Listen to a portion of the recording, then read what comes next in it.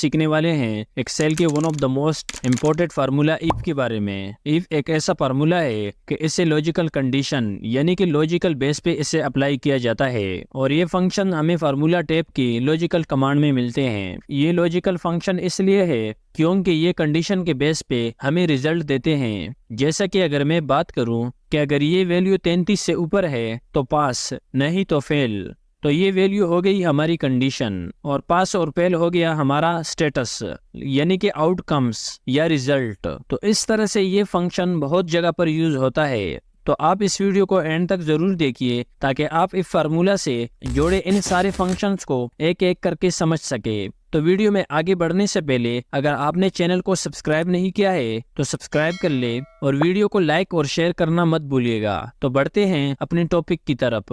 यहाँ पर सबसे पहले रिजल्ट से रिलेटेड इफ फंक्शन यहाँ पर सीख लेते हैं पास और फेल। तो स्टूडेंट पास कब होता है? जब यहाँ पर मार्क्स 33 से ज्यादा हो, वरना फेल होगा। तो सबसे पहले is equal to if tab की को प्रेस कर देंगे जिससे ये फार्मूला सेलेक्ट हो जाता है। इफ फंक्शन के इस सिंटैक्स में हमारे पास 3 आर्गुमेंट्स होते हैं, logical test, value if true, value if false. तो पहले इन तीनों को समझ लेते हैं। लॉजिकल टेस्ट का मतलब होता है कंडीशन कि आपकी एक्चुअल में कंडीशन क्या है। तो यहाँ पर कंडीशन होगी कि इस स्टूडेंट का मार्क्स कितना है। अगर ये मार्क्स 33 या इससे ज्यादा है तो मैं शो करूंगा कि ये स्टूडेंट पास है, नहीं तो वो फेल है। नहीं तो वाले पार्ट के लिए वैल्यू इफ फॉल्स वाला सिंटैक्स यूज होता है और अगर है तो वाले पार्ट के लिए वैल्यू इफ ट्रू वाला सिंटैक्स यूज होता है। तो ये चीज आपको समझना है, इससे आपको ये इफ फार्मूला समझने में आसानी होगी। अब जैसे कि मैं सेलेक्ट करता हूँ पहले स्टूडेंट का मार्क्स, अब मैं लिखता हूँ ग्रेटर देन इक्वल 33। इसका मतलब है कि अगर ये वैल्यू 33 या इससे ज्यादा है, कॉमा वैल्यू इफ ट्रू, तो मैं क्या चाहता हूँ कि यहाँ पर शो हो। तो मैं लिखना चाहता हूँ पास। पास एक टेक्स्ट है तो इसलिए आपने इसे इन्वर्टेड कॉमा में लिखना है। अगेन कॉमा, अगर ये वैल्यू 33 या इससे ज्यादा नहीं है तो के लिए आपने इन्वर्टेड कॉमा में फेल लिखना है। तो ये शो करेगा फेल।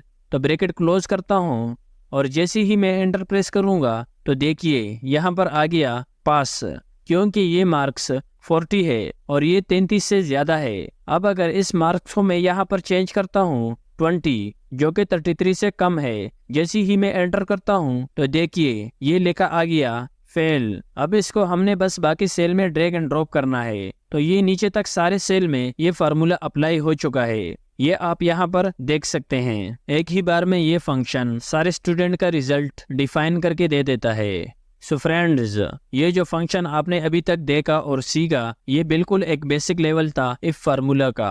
तो हम अगली शीट पर आते हैं। अब आप यहाँ पर सीखेंगे कि कैलकुलेशन के साथ इफ फार्मूला का यूज कैसे किया जाता है। यहाँ पर ये जो डेटा मैंने लिया है ये कैलकुलेशन बेस्ड का है। यहाँ पर हमने मेंशन किया है सेल पर्सन और कुछ सेल अमाउंट मेंशन किया है और यहाँ पर हमने इनको कमीशन देना है कि अगर इन सेल की वैल्यू 1 लाख से ज्यादा होगी तो 2% कमीशन मिलेगा। इसलिए हमें यहाँ पर सिर्फ ये नहीं देखना कि इसको कमीशन मिलेगा या नहीं, बल्कि हमें यहाँ पर कमीशन कैलकुलेट भी करना है कि अगर मिलेगा तो कितना मिलेगा।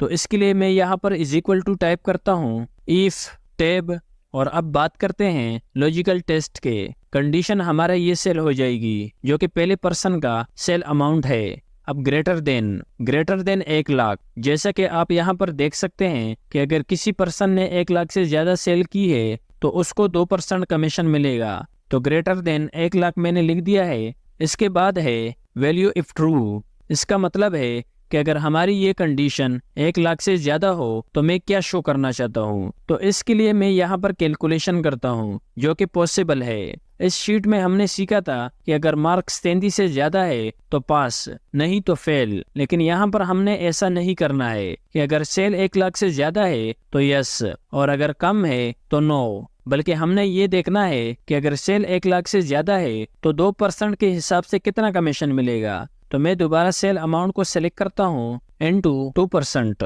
कॉमा। अब बात आती है वैल्यू इफ फॉल्स।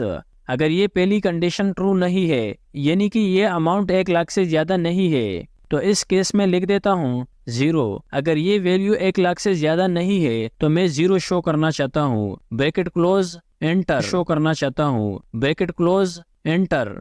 तो देखिए मेरे पास ये वैल्यू आ गई है। मैं इसको नीचे ड्रैग करता हूँ तो अब आप देख सकते हैं कि किसको कमीशन मिलना है और किसको नहीं मिलना है। सबका ये अमाउंट आ गया है। अब चाहे आपके पास जितने भी सेल पर्सन हो, आप एक ही बार में सबके अमाउंट्स निकाल सकते हैं। थोड़ा सा मैं इसे चेंज कर देता हूँ। यहाँ पर ये 0 की जगह मैं लिखता हूँ inverted comma hard working. Hard working एक टेक्स्ट है, इसलिए हमने इसे इन्वर्टेड कॉमा में लिखना है। एंटर करना है। अब हम इसे नीचे तक ड्रैग करते हैं।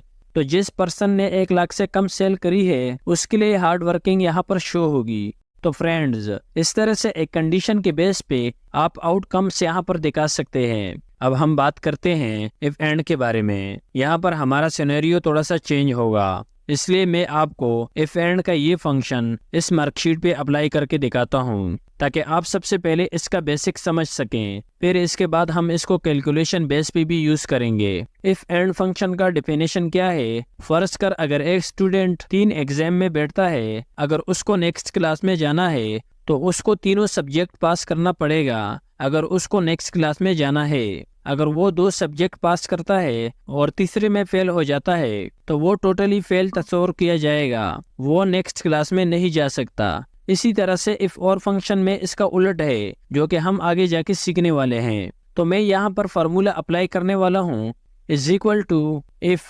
टैब। इसके साथ अब मैं यहाँ पर नेक्स्ट करने वाला हूँ एंड। आप देख सकते हैं कि एंड सजेशन में आया है। टैब प्रेस करता हूँ। यहाँ पर अगर आप इसका सिंटेक्स देखते हैं तो logical 1, logical 2 and so on. इसका मतलब है कि इसमें बहुत सारे कंडीशन आप डाल सकते हैं। जैसे कि हमारी पहली कंडीशन है ये वाली कि स्टूडेंट 1 के जो इंग्लिश मार्क्स है ये greater than is equal to 33 होनी चाहिए, कॉमा इसके साथ साथ उर्दू की जो मार्क्स है वो भी greater than is equal to 33 होनी चाहिए, यानी कि 33 या 33 से ज्यादा होनी चाहिए, कॉमा साथ में अरेबिक के मार्क्स भी ग्रेटर देन इक्वल टू 33 होनी चाहिए।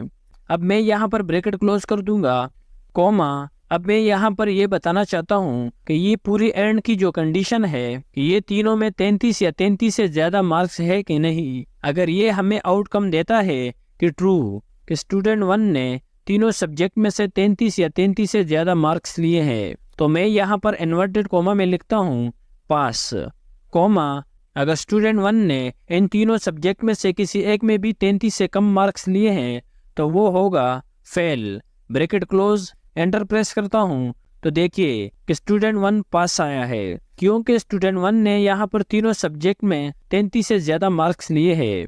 अब मैं इसे नीचे ड्रैग करता हूँ तो सब स्टूडेंट का रिजल्ट शो हो जाएगा। यहाँ पर ये देखिए कि इस सब्जेक्ट में 33 से कम है तो ये फेल तस्वर होगा।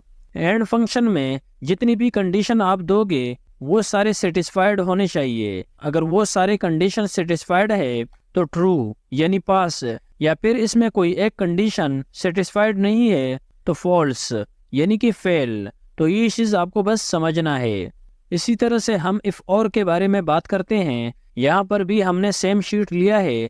अब यहाँ पर हम ये देखना चाहते हैं कि अगर कोई स्टूडेंट किसी एक सब्जेक्ट में भी पास हो तो वो नेक्स्ट क्लास में बैठ सकता है, यानी कि वो पास होगा। और अगर कोई स्टूडेंट किसी एक सब्जेक्ट में भी 33 से ज्यादा मार्क्स नहीं लेता तो वो फेल होगा। तो अब यहाँ पर हम ये फंक्शन कैसे लगाएं? Is equal to if tab. अब यहाँ पर एंड की जगह और टाइप करेंगे टैब। अब कंडीशन है इंग्लिश की जो मार्क्स है वो होनी चाहिए ग्रेटर देन इक्वल 33, कॉमा इस तरह से उर्दू की जो मार्क्स है ग्रेटर देन इक्वल 33 होने चाहिए, कॉमा और अरेबिक के मार्क्स भी ग्रेटर देन इक्वल 33 होनी चाहिए, ब्रैकेट क्लोज। तो ये हो गया हमारा और फंक्शन। तो ये और फंक्शन बताएगा कि अगर तीनों में से किसी एक सब्जेक्ट में भी 33 से ऊपर के मार्क्स है तो कॉमा तो वो क्या होगा पास, कॉमा अगर इन तीनों में से किसी एक सब्जेक्ट में भी 33 या 33 से ऊपर के मार्क्स नहीं है तो वो होगा फेल, ब्रैकेट क्लोज। एंटर। ये देखिए ये पास आया है। अगर मैं इसको नीचे ड्रैग करता हूँ तो देखिए सारे स्टूडेंट पास आए हैं। ये इसलिए कि सारे स्टूडेंट ने किसी एक न एक सब्जेक्ट में 33 से ज्यादा मार्क्स लिए हैं। अगर मैं यहाँ पर किसी एक स्टूडेंट के मार्क्स 33 से कम कर देता हूँ तो ये देखिए कि फेल आया है, क्योंकि सारे सब्जेक्ट में 33 से कम मार्क्स आए। अगर मैं किसी एक सब्जेक्ट में 33 से ज्यादा टाइप करता हूँ तो ये पास शो होगा। उम्मीद करता हूँ कि यहाँ तक तो आपको समझ में आ गया होगा। अब हम थोड़ा सा नेक्स्ट लेवल पे बात करते हैं कि इफ एंड फंक्शन में हम डेटा को कैलकुलेट कैसे करते हैं। इस शीट में हमारे पास एक कंपनी का डेटा है और इसमें प्रोडक्ट के सेल मेंशन है। अब यहाँ पर कंपनी कहती है कि हम जो कमीशन है वो टोटल सेल पे नहीं देंगे, हम कमीशन देंगे हर प्रोडक्ट के सेल के हिसाब से। अगर आप 3 प्रोडक्ट सेल कर रहे हैं तो आपको कमीशन तभी मिलेगी कि जब आप तीनों प्रोडक्ट के यानी कि हर एक प्रोडक्ट के 50,000 की सेल करेंगे, तो तब आपको कमीशन मिलेगी, अदरवाइज आपको कमीशन नहीं मिलेगी। तो यहाँ पर हम एंड फंक्शन की बात करने वाले हैं। तो इक्वल टू इफ टैब, यहाँ पर एंड अगेन टैब। यहाँ पर मैं कंडीशन देता हूँ कि साकिब की जो बुक की सेल है वो ग्रेटर देन इक्वल 50,000 होनी चाहिए, कॉमा इसके साथ साथ बाल पेन की जो सेल किया है वो ग्रेटर देन इक्वल 50,000 होनी चाहिए, और साथ ही में जो स्कूल के बैग बेचे हैं उनकी सेल भी 50,000 या उससे ज्यादा होनी चाहिए। अब ब्रैकेट क्लोज कर दूंगा और कॉमा। अब मैं चाहता हूँ कि अगर इस साकिब ने इन तीनों प्रोडक्ट में 50,000 से ज्यादा की सेल की है तो साकिब को टोटल सेल का 2% कमीशन मिलनी चाहिए। टोटल सेल को सेलेक्ट किया और इसे मल्टीप्लाई किया 2% से, कॉमा नहीं तो साकिब को थोड़ा सा और हार्ड वर्क करना पड़ेगा। ब्रैकेट क्लोज और एंटर करना है। तो यहाँ पर साकिब को कहीं न कहीं पर तो मार्क पड़ी है, क्योंकि बुक में उनकी 94,000 की सेल है और बाल पेन में और बैग में वो 50,000 से ज्यादा की सेल नहीं कर पाए हैं। अब मैं इसको नीचे ड्रैग करता हूँ तो यहाँ पर आप देख सकते हैं कि सिर्फ 2 लोगों को कमीशन मिल सकती है, क्योंकि इन्होंने तीनों प्रोडक्ट में 50,000 से ज्यादा की सेल करी है। अब फर्ज कर कंपनी ने एक और सिनेरियो रख दिया है कि अगर कोई पर्सन इन तीनों प्रोडक्ट में से किसी एक का भी 50,000 से ज्यादा का सेल करे तो हम इसके टोटल सेल का 2% देंगे। तो डेटा सेम है, लेकिन ये मैं आप पर छोड़ देता हूँ और इसको आपने सोल्व करना है। और इस पहले वाले सेल में कितना अमाउंट आता है वो मुझे आपने कमेंट सेक्शन में बताना है। फाइल का लिंक डिस्क्रिप्शन में मिल जाएगा, वहां से आप डाउनलोड कर सकते हैं और प्रैक्टिस कर सकते हैं।